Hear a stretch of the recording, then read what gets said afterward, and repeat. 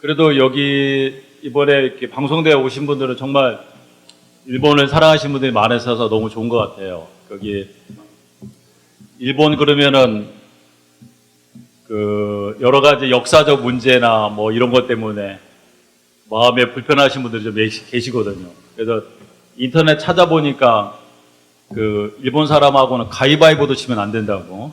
그래서 그 일본에 대해서 뭐든지 다 이겨야 되고, 그래서 좀 일본을 좋게 얘기하면 좀 이렇게 되게 좀 불쾌하게 느끼시는 분도 좀 계시고 그러는데, 근데 이렇게 일본을 사랑하셔가지고 기도하러 오신 분들을 이렇게 뵈니까 제가 더 힘이 되고 격려가 많이 됩니다. 자, 저는 이렇게 선교팀이 뭐 이렇게 오시거나 뭐 하면 제 원칙이 있습니다. 전체 인원의 70%만 모으면 무조건 설명 시작합니다. 지금 보니까 40분 되셨습니다. 70분 됐습니다. 이제 시작하겠습니다.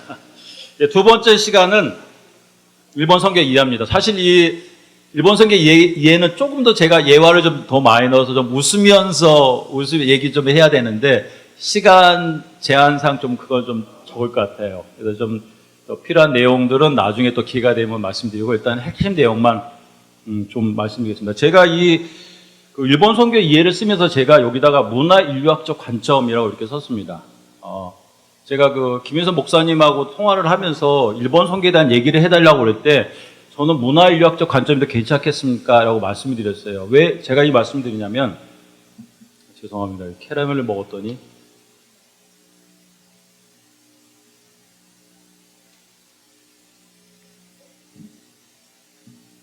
아마 어디서 이렇게 일본 성경 얘기를 들어본 적이 있으실 겁니다. 보통 일본 성경 얘기는 크게 두 가지 패턴을 얘기합니다. 첫 번째는 종교적 얘기를 합니다. 예를 들면 뭐 신도, 아까 말씀드린 천황 얘기라든지 뭐 불교 이런 얘기를 이렇게 하시죠. 또 한 가지 패턴 대본이 방법론적인 얘기입니다.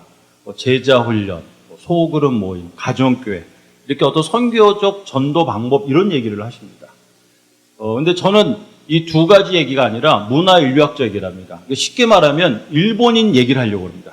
일본 사람들. 제가 왜 이렇게 문화 인류학적 관점에서 일본 선교를 설명드리는지는 이제 내용 안에서 이제 좀 설명이 되겠습니다. 전체 구성 크게 네 가지로 됩니다. 첫 번째, 일본 선교를 이해하는 관점, 과거의 부흥과 세계관 변화. 두 번째, 일본인의 세계관 이해, 국가학, 일본의 역사. 세 번째, 일본인의 행동 패턴, 온, 기무, 기리, 하지. 네 번째, 일본인의 종교와 종교심의 한계. 다섯 번째, 일본 선교를 향한 커뮤니케이션. 이걸 다 할 수 있을지 없지 모르겠습니다. 일단 해보는 데까지 해보고 안 되는 거는 여러분들이 좀 읽어보시고 나중에 질문을 받거나 하겠습니다. 자, 가겠습니다. 제가 일본 선교니까 지금 이제 27년째 하고 있는데요. 가장 많이 듣는 질문이 이겁니다. 일본은 왜 선교가 안 되는가요? 일본인을 왜 알수를 안 믿는가요? 저도 모릅니다. 근데 이 두 가지 공통점이 뭐냐면 되게 부정적이에요. 일본 선교 그러면은 부정적이십니다. 예전에 한국에 갔다가 어떤 그 후원을 좀 부탁하려고 갔는데, 그 목사님 하신 얘기가 정말 마음에 남았어요. 일본은 정말 안 된다고. 그러시면서 동남아 같은 데는 돈을 보내면 연락이 온대요. 교회를 지었습니다. 학교를 지었습니다. 근데요. 근데 일본은 아무리 부어도 한 명 세례받았다는 얘기를 못 받는다고. 그래서 참 마음이 아프더라고요. 그만큼 일본 선교가 어렵다는 건 누구나 아는 것 같습니다. 뭐 부정하지 않습니다. 근데 저는 이렇게 물어보면 답이 뭐라고 나와야 됩니까? 왜 선교가 안 되는 거면 선교가 안 되는 얘기를 얘기해줘야 돼요. 왜 예수를 안 믿는 거면 이래서 안 믿습니다. 그러다 보니까 자꾸 이렇게 일본 선교 얘기가 좀 부정적으로 가는 것 같습니다. 근데 저는 오늘 여기서 일본 선교가 안 된다는 얘기를 하는 것도 아닌 거고, 일본 선교가 된다는 얘기도 하는 건 아닙니다. 어떻게 하냐면 일본 선교 하려면 이런 방법이 있습니다라고 제 나름대로 연구한 것을 발표하려고 합니다. 그 일본 목사님 가운데 크로카 목사님 얘기하셨어요. 일본의 기독교는 3번의 부흥이 있었다. 16세기 초 그리스탄 선교, 아까 제가 말씀드렸죠. 프란시스 사비엘. 19세기 말 메이지 정부의 서구와 정책의 한 품, 아까 말씀드렸죠. 3가지 밴드 만들었던 거. 20세기 중반 태평양 전장 패전지고 연합국의 지배, 아까 말씀드렸죠. 3번의 부흥이 있었습니다. 3차례 기독교 부흥의 공통점은 정치 권력 지원이 있었다. 그렇게 그 지원이 급속하게 종식되었다. 일본에 3번의 부흥이 있었다는 걸 아시는 분은 적습니다. 그냥 선교가 안 된다, 예수가 안 믿는다 이러하지만은 이렇게 3번의 부흥이 있었다는 거예요. 그리고 이 3번의 기록을 보면 정말 대단합니다. 그리고 아까 제가 그 두 번째 거 말씀드렸죠. 메이기 정부에 우리 한국 교회가 개신교회가 그렇게 부흥할 수 있었던 데는 일본 교회에 그런 숨은 영향이 있었던 겁니다. 그 이수정이 번역했던 성경책 언더우드 아펜젤라 가지고 갔던 거는 요코하마에 있는 인쇄소에서 다 인쇄한 겁니다. 그거 한국에 가져갔던 겁니다. 예? 그러니까 여기에 있던 부흥들 갖다 우리는 다 잊어버리고 오늘 보고서 한국 교회에 비하니까 일본은 안 믿어. 그런데 그거는 그리고 이제 코너에 있긴 한번 이렇게 말씀하셨어요. 일본 기독교가 겪었던 선교의 어려움은 불교나 신도 같은 전통적인 종교의 대결보다는 국가 체제나 질서의 대결이다. 여러분 이게 일본 목사님들, 일본 신학자들의 평가입니다. 그래서 우리는 이렇게 생각해요. 불교가 많아서 신도를 믿어서 예수는 안 믿는다 그러는데 이분들이 냉정하게 생각하실 때 이것보다는 사실은 국가 체제나 질서와 대결이 일본 선교가 더 어려웠다고 얘기합니다. 저는 이 일본의 그 세 번의 부흥과 이 선교의 어려움을 이해하는 그리고 이 패턴은 앞으로 일본 선교를 하는데 우리가 꼭 이해하고 참조해야 될 생각을 생각합니다. 왜냐하면 그 세계적인 선교학자 플러 교수님부터 폴 히버트 교수님 이런 말씀하셨어요. 선교의 19세기는 행위의 변화였고 20세기는 믿음의 변화였다면 21세기는 세계관의 변화가 핵심 과제가 돼야 된다고 선교에 대한 얘기를 하셨어요. 왜냐하면 기독교 선교 역사는 이렇게 길지가 않지 않습니까? 캐톨릭은 길지만은 이분이 연구를 하면서 보니까 18세기는 행위가 변하면 됐다는 겁니다. 여기 보면 술과 담배를 끊는다, 세례를 받고 교회를 출석한다, 성경을 암송한다. 이러면 크리스찬들 생각했던 겁니다. 제가 그 한국에서 저는 1년 다니다가 일본 왔고 제 아내는 일본에서 예수를 믿었거든요. 제가 그 대학교 때 한국 가서 예수 믿고 나서 교회를 가는데 그 교회 갔더니 저희 그 장로님이 성경책을 이렇게 들고 오시더라고요. 이렇게요. 그래서 저는 그렇게 생각했습니다. 교회는 전부 다 성경을 이렇게 들고 다녀야 되는구나. 그래서 저도 이제 교회 가방에 들어갔다가 교회 들어가기 전에 이렇게 들고 이렇게 옛날엔 다 읽고 다니셨습니까? 빨간색 성경책. 그러니까 이 변화가 되면 예수 믿다 생각했는데 그게 아니었다는 거예요. 그 다음이 믿음입니다. 믿음은 신념이라고 합니다. 회개하고 죄를 고백한다, 믿고 예수 있다, 성경을 안다. 우린 여기까지 가면 생각하는데 사실은 아니라 더 깊은 세계관이 변하지 않으면 안 된다는 거예요. 그래서 이분이 얘기합니다. 세계관이 변하지 않으면은 결국 본질적으로 기독교의 모양을 있으나 알맹이가 없는 혼합주의 종교가 된다. 우리가 세계적으로 많은 혼합주의 종교를 봅니다. 예를 들면 남미의 해방신학이라든지 자유주의 신학이라는 것도 사실은 회심과 신묘까지 있던 세계관이 변하지 않기 때문입니다. 물론 이 세계관이 뭔지에 대한 개념은 좀 어렵습니다. 월드뷰가 뭔지는.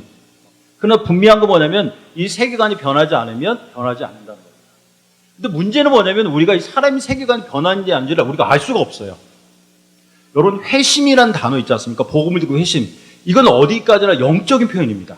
예를 들면 누가 예수 믿고 회심했다 그러면 그 사람의 회심을 우리는 알 수 없어요. 하나님만 하시는 거예요. 그 안에 있는 회심은. 우리는 단지 그 사람이 내가 회심했습니다. 그 말을 믿고 그 행동을 보고 아는 거지 그 사람의 회심이 진짜 이 행동만 변한 건지 아니면 신념이 변한 건지 세계관이 변한 건지 우리는 알 수가 없습니다. 근데 이 폴 히버트가 무슨 얘기냐면 문화인류학은 회심의 변화의 진행과 그리스도에 대해서 일어나는 사회적 변화를 이해하게 한다 그럽니다. 그러니까 그들의 문화를 연구해 보면 이 사람들 내부에는 회심이 어떤 것인지를 이해하게 한다는 거예요. 그래서 선교사의 역할은 여기에 있습니다. 이 변화를 이해해야 돼요. 이해하지 않으면 네가 예수 믿고 할렐루야 네가 회개했구나. 나중에 말씀드렸지만 일본 그리스도인들 평균 신앙인율이 2008년이에요. 세례받고 2008년 3년이 난데 교회를 떠나버립니다. 물론 이제 이걸 다 얘기할 수는 없지만은 우리가 그들의 저 회심에 대해서 좀 더 문화적으로 관심을 가질 필요가 있습니다. 그래서 제가 일본의 이 문화 인력적 관점에서 일본 선교를 이제 연구하기 시작됐습니다. 제가 얼마 전에 그 선교학 철학 박사 이게 논문 썼습니다. 일본인의 계층의식에 나타나는 충성이나 선교학적 비평 이렇게 논문을 이제 썼습니다. 그래서 여기는 일본 문화 내에서 일본 문화를 이해하고 거기에 적합한 전도를 위한 선교학적 연구입니다. 여기 보시면 전도 폭발이나 사형리 이런 얘기는 안 나옵니다. 그 대신 일본인을 어떻게 이해할 건가에 대해 나옵니다. 그리고 제가 이 책을 쓰는데 이 책의 그 스탠다드가 됐던 근거했던 일본인의 세계관은 루스 베넥트가 쓴 국화와 칼입니다. 혹시 국화 칼을 읽어보신 분 있으신가요? 네, 읽어보세요. 이 국화 칼은 일본 그러면 반드시 봐야 될 책 중에 하나입니다. 이거는 아마 어떤 책이 있거든 한 민족과 국가를 대표할 만한 이 책이 되는 건 이거밖에 없는 것 같아요. 한국에 있는 대학교나 교육기관에서 일본어, 일본 문화, 일본 사회, 일본 역사를 가르치는 대부분의 교육기관의 부교재가 국화 칼입니다. 예, 이건 조사를 해서 나온 결과거든요. 예, 국화 칼입니다. 그래서 또 한국 사람들에게서 일본에 대한 인식이 이 국화 칼입니다. 이걸 쓰신 분이 루스 베네딕트예요. 여자분이신데 그 외조부가 그 메이플라워를 타고 그 신대교를 건너오신 그 침례교인이십니다. 경건하게. 이분이 그 콜롬비아 대학 교수셨어요. 그리고 그 스승 보아스와 이 베네딕트가 콜롬비아 대학에서 문화 인류학이라는, 그 전만 해도 문화라는 걸 인정하지 않았습니다. 100년 전인데요. 그래서 그 전만 해도 문화는 뭐냐면 문화 상대 절대주의였고 문화 진원자였어요. 진화론주. 그래서 문화도 서구 문화가 가장 진화된 거고 나머지 진화가 다 안 된 거였습니다. 그래서 선교사들이 가서 뭐 했냐면 이 진화가 안 된 문화를 전부 다 지나가는 선교에 맞춰야 됐습니다. 여러분 영화 미션 보셨죠? 거기 보면 압니다. 왜냐하면 그 미개인들은 전부 다 문화가 떨어진 사람들이에요. 그들에게 복음을 전하는 거는 이건 복음의 가치를 없애는 거예요. 그래서 그 사람들 그거 다 죽이고 새로운 문화를 만들어야지 이게 복음의 가치다 생각합니다. 근데 이 콜롬비아 대학에서 그 보아스와 루스 베네딕트와 그 제자들이 여기서 처음으로 문화에 대한 이해를 합니다. 그리고 문화 인류학을 만듭니다. 그 얼마 전에 그 뉴스 보니까 미국에서 그 이스라엘과 가자 지구 전쟁 때문에 대학교에서 데모를 했더라고요. 처음 시작한 데 콜롬비아 대학이더라고요. 이 콜롬비아 대학의 문화에 대한 관심이 있었기 때문에 이게 예외가 아닙니다. 그리고 이분이 그 문화 인류학을 연구를 해가지고 이 국화 칼을 쓰기 전에 종족이라는 책을 썼는데요. 그 종족의 책 내용이 뭐냐면 이겁니다. 북미에 있는 흑인들이 백인보다 똑똑하다는 거였어요. 그래서 이분이 흑인들과 백인들의 두개골을 문화일조로 연구해가지고 흑인이 IQ가 월등하다는 걸 문화일조로 밝혀냈어요. 단지 교육을 못 받아서 흑인들이 그렇게 열등한 거지 사실은 더 똑똑하다. 그래서 이거 발표한 다음에 남부 백인들로부터 엄청 욕을 먹었습니다. 공산주의라고. 근데 이 종족 책이 나중에 개편이 되고 이게 유엔의 필독서가 됐어요. 그래서 유엔에서 인종차별을 없애는 데 결정적인 공헌을 한 책 중에 하나가 이 루스 베네딕트가 쓴 종족입니다. 그래서 미국 내에서 이렇게 알려지고 있었는데 이분에게 2차 대전 말에 미국 정부가 이 베네딕트에게 의뢰를 합니다. 뭐냐면 일관성이 없어 보이는 일본인의 행동을 연구해달라. 예, 좀 전에 말씀드립니다. 왜 이게 극단적인 일관성이 없는지. 그래서 이걸 연구를 했어요. 그래서 이분의 그 책에 대한 이 베네딕트의 책에 대한 얘기에 이게 국화 칼을 이게 아마 원판이고 이게 한국말인 것 같은데요. 일본 분들이 쓰신 얘기를 보면 이게 제가 연구하느라고 일본 사람들이 쓴 얘기, 한국 사람들이 쓴 얘기, 국가에 대한 책 얘기를 많이 읽어봤어요. 이게 평론에 대해. 근데 일본 사람들은 뭐냐면 맹맹해요. 그게 어쩌다고 이래요. 왜 그러신지 압니까? 너무나 당연하니까. 여러분 뭐 그러지 않습니까? 한국 사람들 목소리 커. 그러면 여러분 뭐라고 하실 거예요? 그게 뭐 어쩌다고. 그렇죠. 그 우리 목소리 뭐죠? 왜? 우리 자신이니까. 그러니까 근데 그 서구 사람들은 뭐냐면 이거 보면 진짜 일본 사람들의 속마음이 나타난다고 해요. 그래서 이분이 그렇게 해서 이분이 일본 문화원장 마시는데 적나라하게 드러낸다. 이 요시다라는 분은 고등학생에게 이거 좀 읽히면 일본이 가진 문화적 특질을 알게 될 것이다. 그래서 일본 사람들 정말 인식하지 못하는 숨 쉬는 것 같아요. 우리 지금 여기 계신데도 계속 숨 쉬고 눈 깜빡이고 있지 않습니까? 그래 숨겨진 걸 찾아냈어요. 그게 뭐냐면 극단적 이중성입니다. 혹시 이 가운데 사이판 다녀본 계십니까? 예, 계시는군요. 혹시 만세절벽 갔다 오셨어요? 예, 여기가 그 만세절벽입니다. 전 다녀오지 않았는데.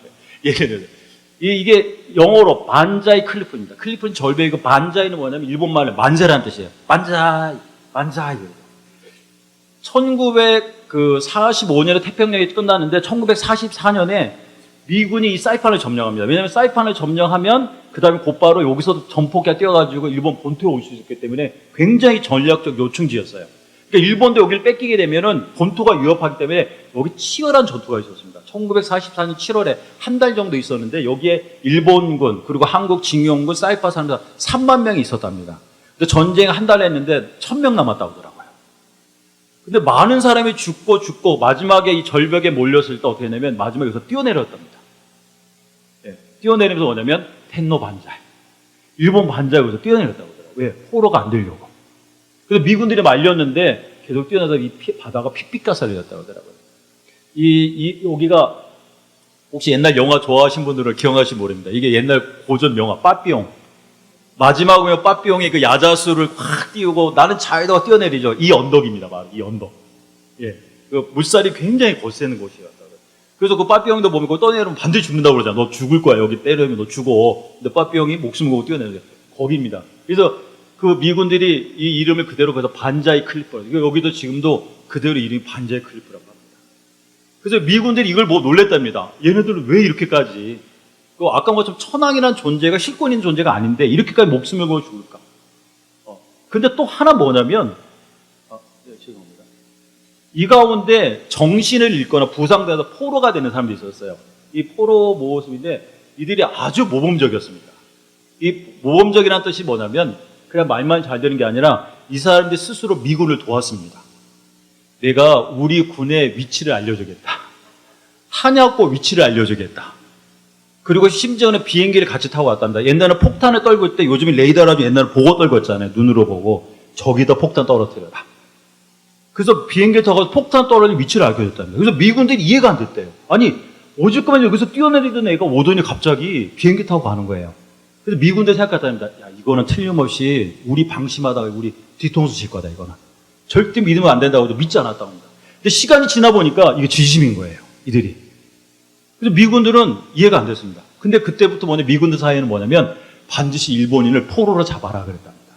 여러분 역사 보면 미국에서 그 전쟁 문구를 뭐라고 하더라? 전쟁 문구로 나눠지는 그 삐라를 뭐라고 그러죠?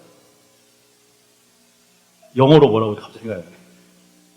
그 전쟁 문구 있잖아요. 항복하라고 나눠진 왜 설득하는 방법 있지 않습니까?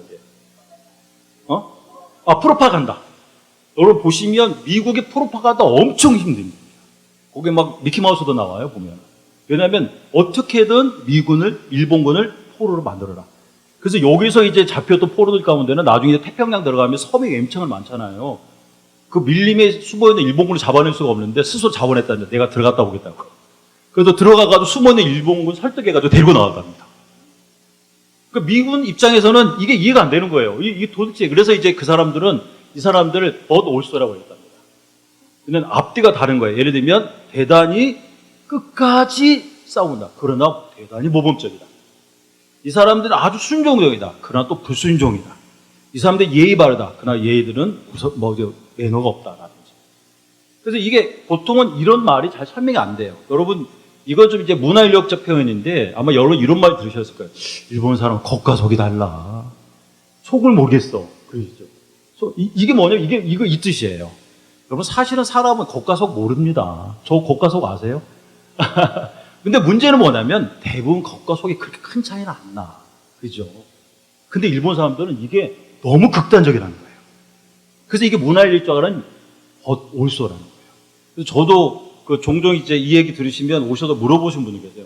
선생님 진짜 그런 거다. 제가 일본이 되게 친절하게 하는데 뭔가 좀 냉담해요. 한국 사람 같지가 않아요.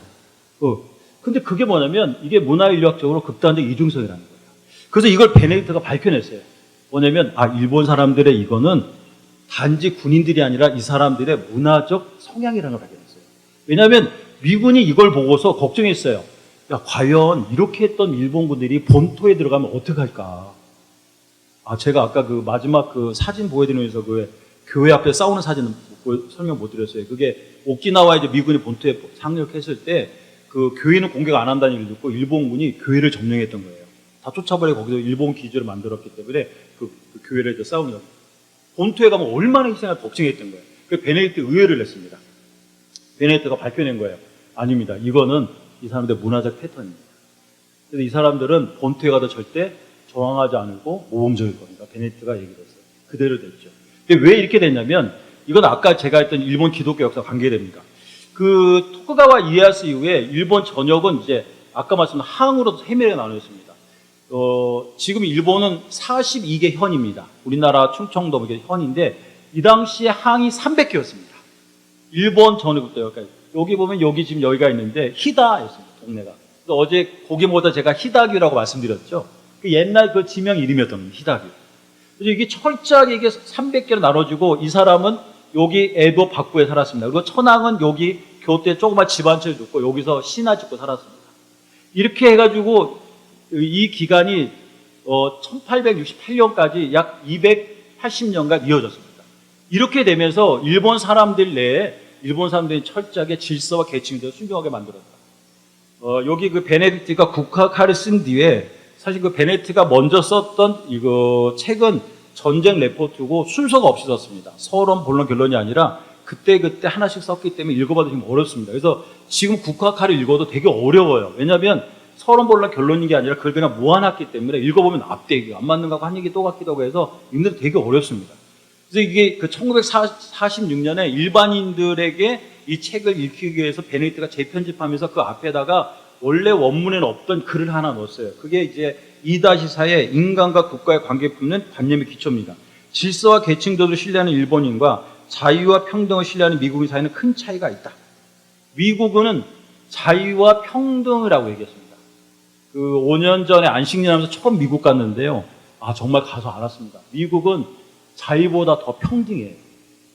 사람이 서로 관계가 자유로우려면 평등해야 관계가 됩니다. 여러분. 누군가가 종속되면 자유롭지 못해요. 예를 들면 사장과 직원은 자유롭지 못해요. 평등하지 못하기 때문에. 근데 미국은 사장과 사원도 평등한 것 같아요. 그 몇 년 전에 미국 헐리우드 배우가 와가지고 일본 수상하고 대화를 나눴거든요. 근데 그 여배우가 수상 앞에서 다리를 꼬았었어요. 예. 끝나고 나서 인터넷에 말이 엄청 많았습니다. 어디 수상 앞에서 다리를 꼬냐. 일본은 전부 다 이렇게 하는데 딱 다리 꼬고 수상하고. 근데 미국 사람들이 그게 왜? 왜? 사람은 평등한데. 근데 일본 사람들은 질서, 계층이 뭐냐면 계층제도는 뭐냐면 이 안에서 자기 위치가 질서가 된다. 여러분 여기 그 호텔에 계시는 동안 바쁘시겠지만 일본인들이 움직이는 거 보십시오. 그 안에 질서와 계층제도 딱 있습니다. 어제 밥 먹을 때 밥 너무 맛있어가지고 모르셨죠? 그 보시면은 뭐 운반하는 사람, 뭐 하는 사람 다 나눠져 있습니다. 예.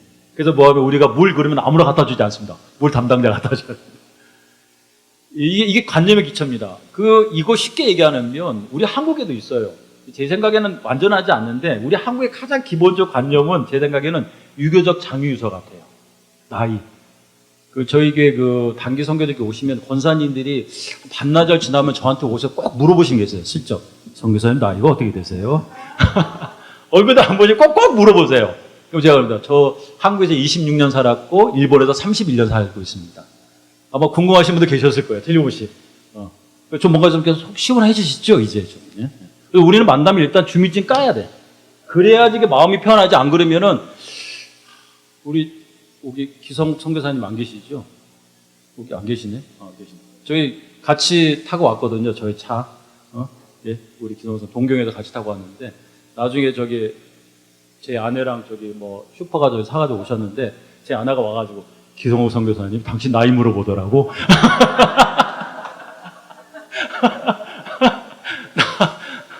다행이고 저보다 한 살 어리셔서 다행이었어요. 아니 저보다 한 2살 많았으면 저 운전하는데 내내 불편했을 텐데. 아니, 농담입니다. 이건 농담입니다. 근데 왜냐하면 우리는 그게 대대로 500년 동안 조선시대를 지냈기 때문에 그게 편해요. 나이로 따져가지고 우리가 이렇게 하면 요즘 별로 안 좋은 소리 듣잖아요. 그렇지만 그게 편해요. 우리는 그게 우리 안의 질서니까. 그게 안에 질서니까 그게 편해요. 네가 몇 살과 내가 몇 살이고 그렇게 할 때 하는 게 우리는 그게 편해요. 근데 미국인들은 아니에요. 평등해요. 일본 사람들 만나면 나이 절대 안 물어봅니다. 저희 단기 선교사님 꼭 우리 일본 형제 물어봐요. 나이가 몇 살이에요? 물어봐요. 20몇입니다. 결혼했어요? 아니요. 아버지 뭐 하세요? 묻지 마세요. 그런 거 왜 물어보세요? 제가 아예 얘기해요. 이 형제는 나이는 몇이고 결혼은 안 했고. 여러분 이게 옳고 그르고 나쁘고 틀린 게 아니에요. 제가 말씀드리는 건. 이거는 어디까지나 관념의 차이라는 겁니다. 왜냐하면 이런 관념의 차이가 있으니까 그 다음에 삶이나 어떤 신앙에도 이게 연관이 된다는 거예요. 그러니까 예를 들면 이거 무시하면 안 돼요. 한국에서 이거 나이 무시하고 그렇게 하면 안 돼요. 이렇게 목사님, 내가 담임 목사니까 이렇게 장로님 나이가 많더라도 내가 담임 목사니까 장로님 이거 하세요. 이러면 안 돼요. 왜? 한국 장유유서니까 장로님 이렇게 해주셔야 돼요. 그렇게 필요한 거예요. 미국은 평등이니까 그래요. 일본인들이 그 개화기 때 미국 가가지고 미국을 배우러 갔다가 미국 안 배웠습니다. 여러분 그 나중에 이거 좀 뭐 따로 신학 얘기인데 그 미국 가서 경제를 배우는데 그 신학은 다 독일을 배워요. 그래서 독일 신학 그 칼바르트 영향이 많거든요. 저도 신학 할 때 맨날 칼바르트 얘기했는데 왜 그래 했더니 미국 갔던데 쇼크였대. 왜 대통령 만났는데 대통령이 호주 머니까 손 놓고 있다랍니다. 이러고 사절단 만났는데. 그래서 독일 갔더니 아시죠? 수영기로 딱 정도 딱 이거 서 있더래. 그래서 아까 말씀드렸죠. 사회례가 옷이 중요하다고. 야, 사상은 독일 사상이다. 그래가지고 독일 사상이다. 그래서 철학도 독일 철학이에요. 일본은. 사상을 두고 기독교 신학도 독일 신학입니다. 전부 다. 좀 그런 얘기 있어요. 그러니까 이게 다르다는 걸 제가 말씀드리는 거예요. 예. 그래서 이게 면밀한 계층 제도를 만들어서 내 신분을 나누었습니다. 무사, 다음에 상인, 다음에 농부. 또 하나가 뭐죠? 아닙니다. 네 시로 나눠가지고 그에 맞는 생활을 하도록 했습니다. 예, 공인들 예, 이렇게 만들어가지고 이렇게 만들었습니다. 그리고 이 생활에 필요한 옷, 집, 먹을 것, 그리고 자기가 어디 속하지 명패를 달겠어요. 이름이 아니라 내가 어떤 신분이. 여기 보시면 옷이 있죠. 그러니까 화려하게 입는 이제 그 남자들이 입는데 여기 보면 설명서가 있어요. 여러분 이 옷 설명서가 아니라 이 계급별로 입어야 될 옷에 대한 세세한 설명이에요. 모자는 어느 정도 높이, 옷은 몇 센치, 밑으로는 얼마, 신발은 얼마, 항복일 때는 뭐 이게 다 기록이 되어 있습니다. 그리고 심지어는 이걸 감시하는 경찰이 있었대요. 그리고 그 이란인가요? 히잡 경찰이 있었다고 그러더라고요. 여자들이 히잡을 안 쓰면 되는데 이걸 경찰들이 와가지고 봤답니다. 너 신분에 얼마냐 아니면 옷을 입었다고. 이때 그 일본 사람들 가운데 흔히 했던 말이 제이타크 긴시란 말이 있습니다. 제이타크가 뭐냐면 한국말로 하면 사치 금지예요. 여러분 사치가 뭐라고 생각하세요? 사치? 우린 보통 뭐 내가 하던 거 좀 사치스럽게 뭔가 이런 거 생각해요. 근데 일본은 사치가 명확합니다. 뭐냐면 신분에 벗어나는 행동이 사치예요. 신분에 벗어나는 행동이 사치예요. 그러니까 나는 내 신분에 맞는 거 해야 돼요. 그래서 이제 연구해 보니까 일본 사람들에게는 옳고 그름의 문제가 아니에요. 더 중요한 건 내 신분에 걸맞냐 아니냐는 거예요. 이게 더 중요합니다. 예를 들면 사장 있고 사원이 있는데 사원이 뭘 말을 했어요. 그 옳은 말이라도 그게 자기 신분에 거듭나면 일본에서는 인정하지 않습니다. 아직도 그런 게. 왜냐하면 아까 말씀드린 것처럼 이게 280년이나 있었죠. 근데 미국은 그 땅덩어리가 넓으니까 거긴 평등해야 됐습니다. 자유로워야 됐습니다. 신세계를 개척하는데 질서도 없고 계층도 없었어요. 그래서 미국 내에서는 자유와 평등이 당연한 것처럼 일본에는 일본의 역사가 있었기 때문에 질서 계층제가 당연히 느끼게 됩니다. 이걸 좀 특이하게 있는데 인도나 이제 서구가 얘기했는데 인도 카스트는 직종적입니다. 종교적이고. 인도 카스트는 직업입니다. 그래서 서로 상관 안 해요. 인도 다녀오신 분들은 천민계급들은 부자 그 위에 부러워하지 않는데요. 왜? 나는 내 직종에 만족한다고 그러더라고요. 서구 계층은 자본주의, 소유 비소유랑 관계가 있습니다. 메이지 유신에서 근대화가 됐어도 계층제도 관습 무너뜨릴 생각이 없었고 끊임없이 이걸 맞춰서 알맞은 위치를 세우는 사회를 있습니다. 그래서 일본은 국가와 개인과의 관계도 정해져 있습니다. 이런 말 들어보셨을 거예요. 일본은 매뉴얼 민족이다 그럽니다. 모든 게 매뉴얼이 됐어요. 아마 여기도 식당에 들어가면 매뉴얼이 쫙 적혀 있을 겁니다. 근데 문제는 뭐냐면 매뉴얼에 적혀 있지 않는 건 못해요. 미국 가서 운전을 하는데 미국은 이 도로 표지판이 별로 없더라고요. 뭐 이렇게. 그래서 이렇게 하니까 그 옆에 계신 분이 선교사님 미국은 금지한 것 말고 다 해도 돼요 그러더라고요. 근데 일본은 정해진 대로 해야 됩니다. 왜? 매뉴얼이 가르쳐 줍니다. 그래서 일본에 이제 뭐 이렇게 관공서 같은 데 물어보면 없으면 그래요. 내 생각엔 해줘도 되는데 매뉴얼 없으니까 기다리라고. 한 3, 4일 기다리라고. 그래서 일본 말에 약쇼시고토라는 말이 있어요. 뭐냐면 그 관공서에 하는 시간이 많이 걸린다는 뜻이에요. 왜? 또 얘기해야 되고 새로운 매뉴얼을 만들어야 되고 우리 아마 목사님 여기 쓰시면서 일본 사람들 얘기하는데 막 답답하실 거예요. 왜? 일본 사람들은 매뉴얼대로 해야 돼요. 원칙대로 해야 돼요. 자, 그래서 이제 이거를 이제 정리해서 이 베네딕트가 아까 참 하나 빠뜨렸어요. 베네딕트가 이 국가칼의 위대한 것 중에 또 하나 뭐냐면 베네딕트는 일본에 온 적이 없습니다.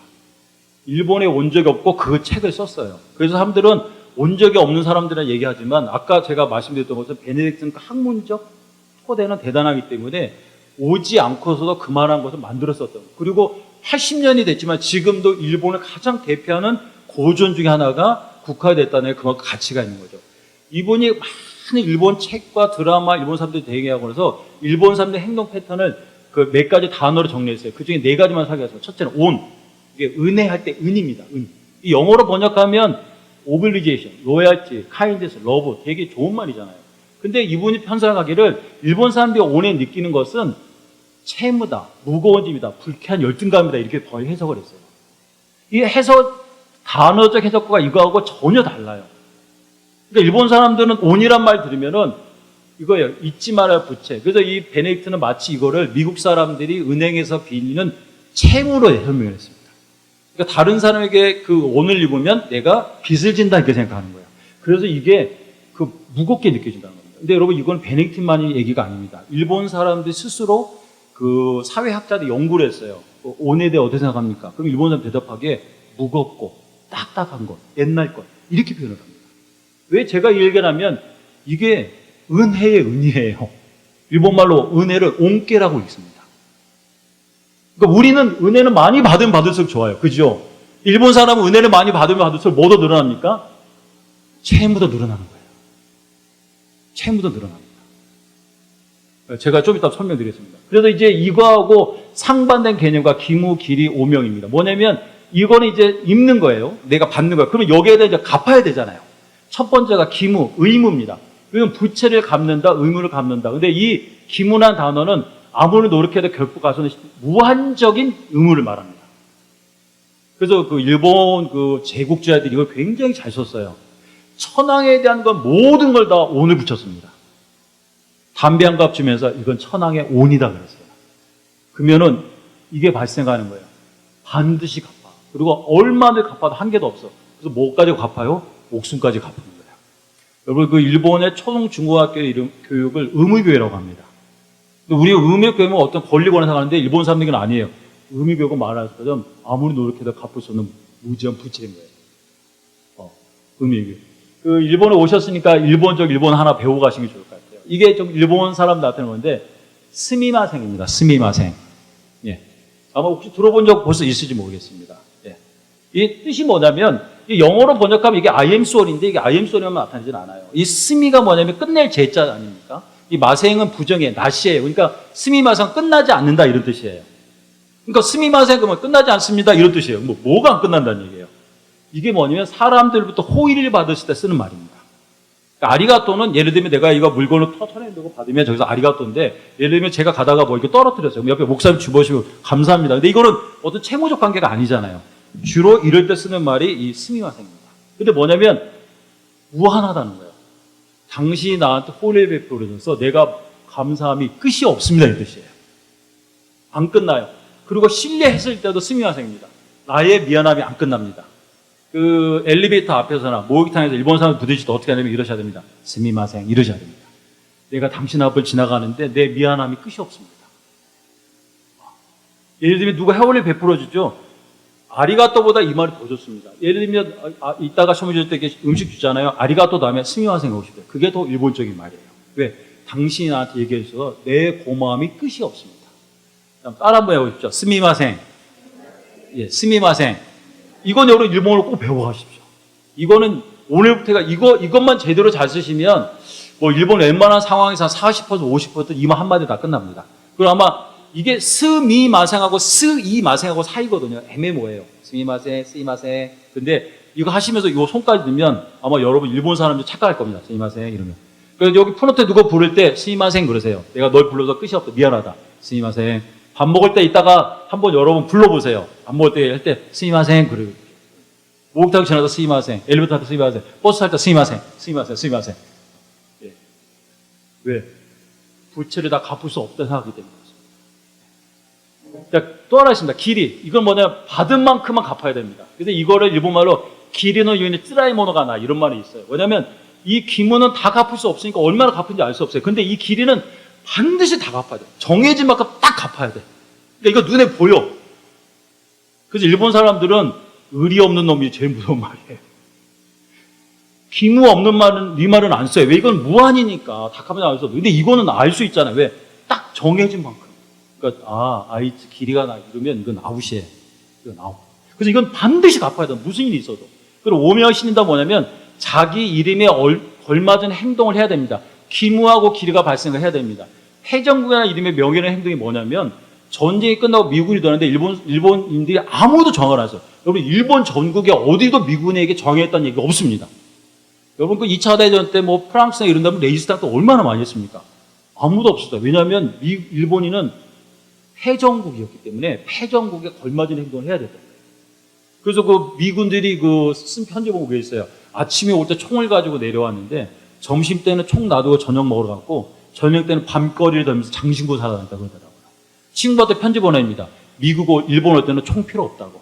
왜? 일본 사람들이 패전국에서 너무나 알맞은 행동을 했기 때문에. 자, 이거 너무 얘기 어렵죠. 좀 재밌는 얘기 하겠습니다. 제가 후쿠오카에서 했던 가운데 김치 만들기입니다. 청년들은 오면 이제 캠퍼스 가가지고 전도하고 모임하는데 한국에서 이제 권사님, 집사님들 오시면은 연세대인데 가서 하기 어렵더라고요. 그래서 이제 한 게 2010년대부터 이제 한류붐 때문에 한국 음식이 인기가 많아가지고 이분들 해서 한번 김치를 만들어 볼까 해가지고 김치 만들기 체험을 했어요.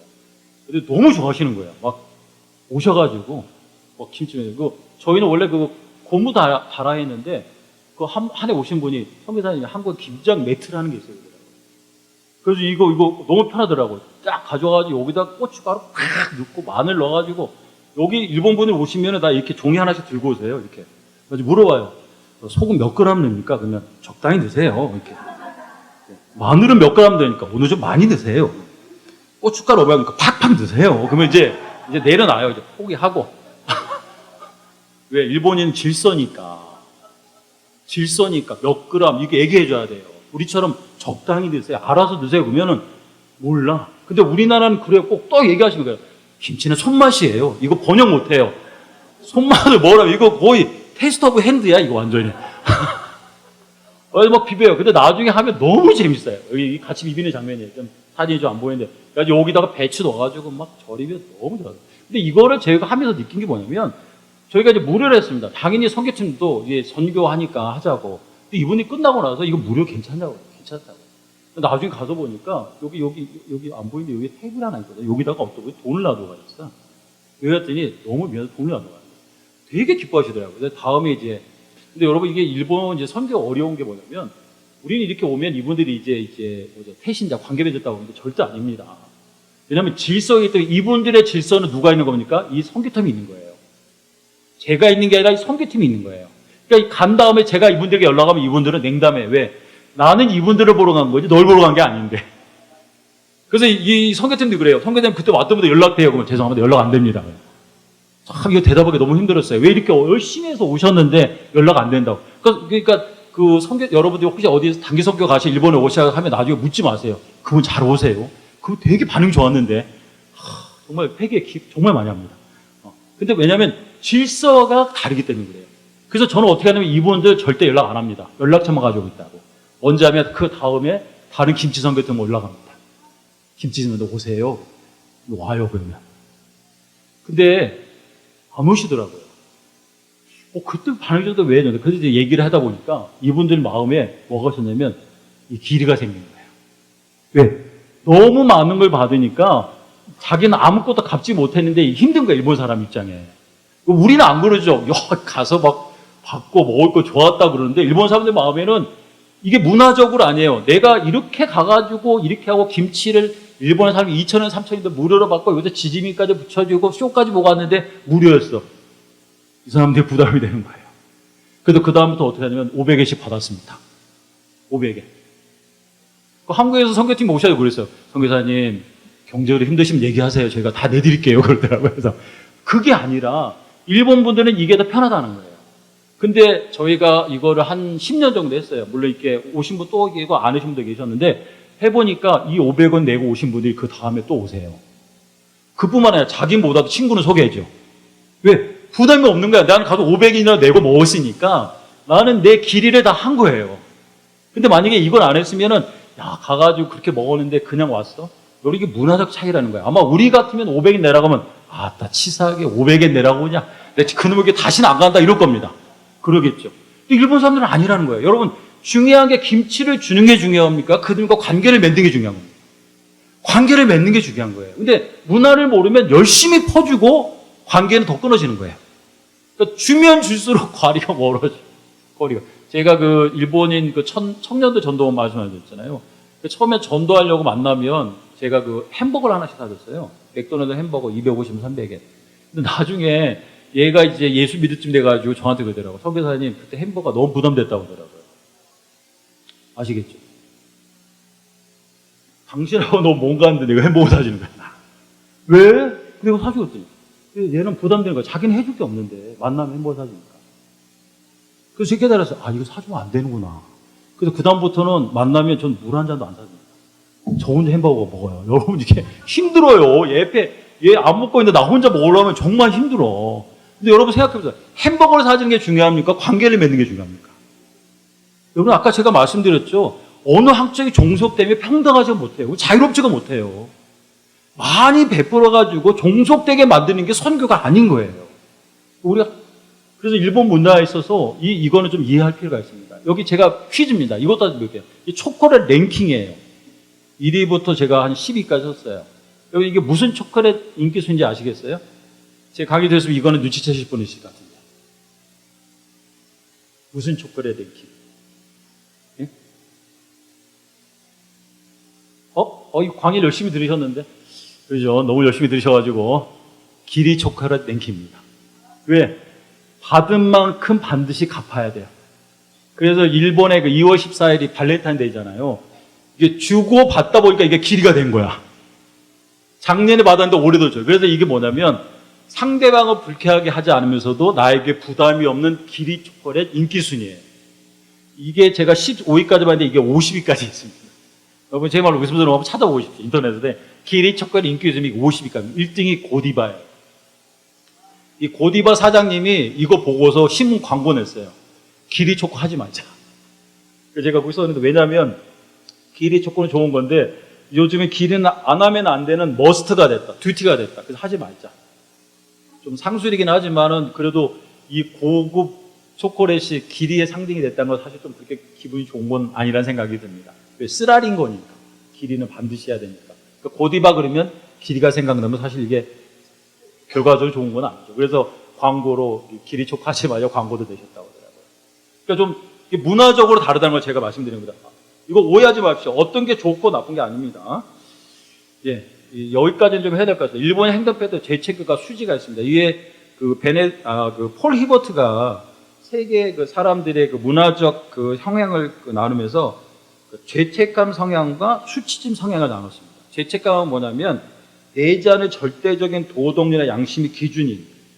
수치심 성향은 남들이 자신에게 기도하는 바를 수행하는 게 중요한 게 수치심입니다. 이게 좀 어려운데 여기 베네디크가 쓴 얘기를 좀 이해하십니까? 이게 뭐냐면 내가 죄를 지었어요. 내가 나쁜 짓을 어떤 내용인지 모르겠지만 그 죄책감의 성향은 내면적 죄의 자각에 의해서 선행을 하는 겁니다. 그러니까 내가 만약에 선을 행하더라도 왜냐하면 내 안에 도덕적 기준이 있기 때문에 그래요. 내가 착하게 살아야지 이렇게 생각합니다. 근데 수치심은 아닙니다. 타인의 비평에 대한 반응 때문에 선한 일을 하는 거예요. 그리고 이제 죄책감 사람들은 사람들이 자기의 비행을 모른다고 해도 죄의식에 고민합니다. 몰라도 내 안에 죄책감이 있으니까 보통 소리예요. 그런데 수치심 사람들은 타인이 함께 있다고 느껴야 됩니다. 나쁜 행위가 다른 사람이 느껴지면 고민할 필요가 없습니다. 이렇게 횡단보도가 있잖아요. 횡단보도 앞에 이렇게 사람이 줄을 서 있어요. 아니, 이렇게 신호를 기다린다. 이제 빨간불이에요. 여러분, 우리는 왜 빨간불에 서 있습니까? 이 죄책감의 삶은 그게 질서인 거예요. 도덕인 거예요. 남들이 보든 안 보든 빨간불에 서 있는 거예요. 근데 수치심 사람들은 이 영향이 있는 거예요. 내가 여기서 빨간불에 건너가면 사람들이 날 쳐다보고 손가락 질 것이다. 일본에 그런 일이 있었어요. 어떤 그 회사원이 저녁에 야근하고 이제 마지막 차를 타고 가는데 피곤하니까 막 이렇게 졸았어요. 이렇게 꼬박꼬박. 근데 다음날 그 회사로 어떤 사람 전화를 했어요. 당신네 회사 직원 똑바로 가르치라고. 저녁에 그렇게 전철 안에서 누워가 자면은 그거 실례 아니냐고. 왜냐하면 여기 명찰이 있었던 거예요. 여기 명찰이 있었던 거예요. 왜냐면 일본 사람들은 자기의 행동이 누군가에게 보고 있을 거랍니다. 그리고 그 사람들의 비평을 받을 거라는 게 되게 무섭습니다. 근데 여기 중요한 게 이거예요. 죄책감의 삶은 어떻게 죄를 해결할 것이며 죄를 고백하면서 무거운 짐을 내려놓는다. 고백이 가볍게. 그러니까 고백하면 돼. 우리 그러죠. 회개하게 하나님한테. 근데 수치의 사람들은 고백은 도리어 스스로의 고민을 자초한다. 신에게 행을 기원한 의식이 있어서 소재입니다. 자기 죄를 고백하면 다른 사람에게 드러나기 때문에 오히려 더 고통스러워요. 그 타인과 함께 있다 느껴야 된다고 그러잖아요. 저희가 그 5년 전에 아이들 데리고 거기 이제 캐나다 갔다가 하와이 가가지고 저희 아이들이 놀란 게 있어요. 버스를 탔는데 뒤에서 일본인들이 막 떠드는 거야. 아, 그거 욕같다네, 요이네. 우리 일본에서 버스 타보시죠. 일본 사람들 죄송합니다 말하지 않습니다. 죄송합니다. 근데 뒤에서 관광객들이 바글바글 하는 거야. 아마 하와이에서 여러분들도 다 했을 거예요. 그래서 애들 그러는 거야. 엄마, 저 뒤에 일본 사람 떠들어. 왜요? 일본에서 누가 보고 있기 때문에 조용히 해야 돼. 만약에 떠들었다 그러면은 당신네 집 애가 버스 안에서 시끄럽게 떠들고 있었어. 예, 연락 옵니다. 연락 옵니다. 근데 거기는 괜찮아요. 왜? 타인과 볼 사람이 없으니까. 그래서 한때 70년대, 80년대 일본인들 해외 여행 가가지고 온갖 행태 부리기 유명했었습니다. 요즘은 잘 못해. 왜? SNS가 있어가지고 하면은 막 올려버리기 때문에 그러지만 옛날에는 일본도 엄청 유명했어요. 가면 막 온갖 나쁜 짓 다 했습니다. 시끄럽게 떠들고. 근데 지금도 사실 나가서 보니까 하와이가 놀랬어요. 뒤에서 일본인들이 막 떠드는 거. 저희 애들이 놀랐어요. 일본에서 왜 이렇게 떠들어? 근데 일본 오면 다 버스 안에서 이게 차이가 있습니다. 제가 왜 이걸 말씀드리냐면 이거를 대립을 생각하면 안 됩니다. 이게 국가 카드 제일 읽으면서 사람들이 오해한 것 중 하나인데 일본의 수치심내 미국의 죄의 문화를 이거 대립을 시켜요. 그래서 이게 미국 이제 기독교 문화고 일본은 일본 문화라 생각하는 거예요.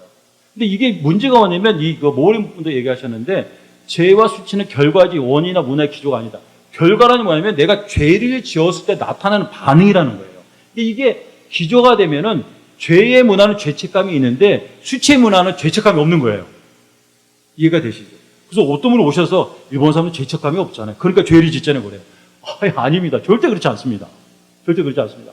수치를 느끼기 쉬운 사람이면 선행의 모든 율법을 실행한다. 일본인 때로 자신의 죄에 대해 청교에 대해 결코 뒤집어먹고 강렬한 반응한다. 일본 사람들은 죄책감으로 끝나는 게 아니라 그게 수치심이 너무 강해가지고 버티지 못하는 거예요. 그러니까 예를 들면 회사에서 부정을 저질렀어. 내가 한 1억 떼먹었어. 미국 사람들은 잘못했습니다. 끝이에요. 근데 일본 사람들은 수치심을 감당할 수 없는 거예요. 그래서 자살을 합니다. 내가 내 죄를 감당할 수 없어서. 근데 제가 왜 이걸 말씀드리냐면 이제 복음을 전하고 신앙생활하다 보니까 이게 이제 문제가 생깁니다. 왜냐하면 진정한 회개가 일어나는 하나님의 총에서는 행동의 변화가 단일한 문화로만 나타나지 않는다는 겁니다. 여기 미국, 일본, 인도에 대해서 폴 히버트가 정리해 놓은 건데요. 미국인은 죄는 법을 위반한 것, 일본인은 관계를 깨뜨린 것, 인도인은 더럽힌 거라 방합니다. 이게 구원의 방법은 미국인은 처벌, 일본인은 용서, 씻음, 그리고 이제 여기에 이제 보면 의로움, 샬롬, 평화, 골감사 나타나는데 여기 이제 내용을 정리해 보면은 미국인은 이 죄를 위반하는 거에서 처벌받으면 돼요. 너는 1년, 2년 이렇게 되면 끝납니다. 근데 일본인들에게 있어서 용서는 타인의 용서가 가야 되는 거예요. 그러니까 예를 들면 1년 처벌받았다고 이게 되지가 않네. 신앙생활을 하면서 우리가 그러지 않습니까? 예수 믿고 나면 우리 회개하잖아요. 아까 말씀 회심. 신앙생활 하면은 이제 너의 죄가 사함 받았다 그러잖아요. 그럼 우리는 내일 죄를 지었으면 회개하면 되는 거예요. 근데 이제 문화적으로 일본인들은 예수님 믿고 신앙생활을 해도 이 회개가 쉽지가 않은 거예요. 왜? 문화적으로 때문에. 여기 일본인 평균 신앙인이 2.8년이라고 하지 않습니까? 미국의 어떤 선교사님이 일본에 있는 어떤 큰 교회를 갖다 오랫동안 연구해 봤더니 세례받고 2.8년이면 교회를 떠난다는 거예요. 평균. 이거 평균이니까 어떤 사람은 10년일 수도 있고 어떤 사람은 6개월일 수도 있겠죠. 근데 일본 대부분의 목사님들이 여기에 동의를 합니다. 여러분 아까 제가 일본 기독교 교인들이 평균 40명을 말씀드렸잖아요. 평균 교회가 한 7천에서 8천을 얘기합니다. 그렇게 따지면 약 한 25만, 30만 명이 예배를 드려요. 일본에. 근데 7천 명 교회에 세례인이 몇 명이냐면 한 교회가 한 명을 세례 못 준다. 0.7입니다. 0.7이면 77에서 49, 연간 한 4천 명 정도가 세례를 받습니다. 10년이면 4만 명이에요. 그러니까 생각해 보십시오. 20만 명, 25만 명, 4만 명은 적은 수가 아니에요. 그런데도 불구하고 0.8% 넘어가지 못한 게 뭐냐면 선교도 문제지만 이 성장이 안 되는 거예요. 대부분이 일본 선교가 너무 어려우니까 어떻게 하면 일본인에게 예수님을 전해서 복음을 전할까 하는데 제 생각은 이건 정말 중요합니다. 왜? 이게 정리가 안 되면 이거 물 빠진 독에 물 붓게 해요. 예수 믿고 나서 또 떨어지는 거예요. 그러니까 교회 교복 남는 분들은 오래되신 분만 남아요.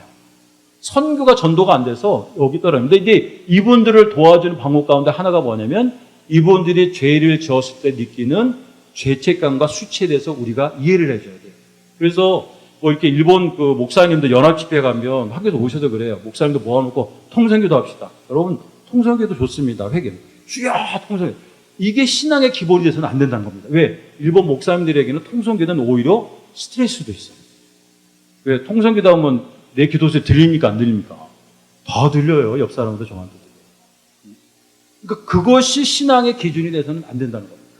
그래서 이제 이런 문제는 이제 일본인들 성장에 관계되는 겁니다.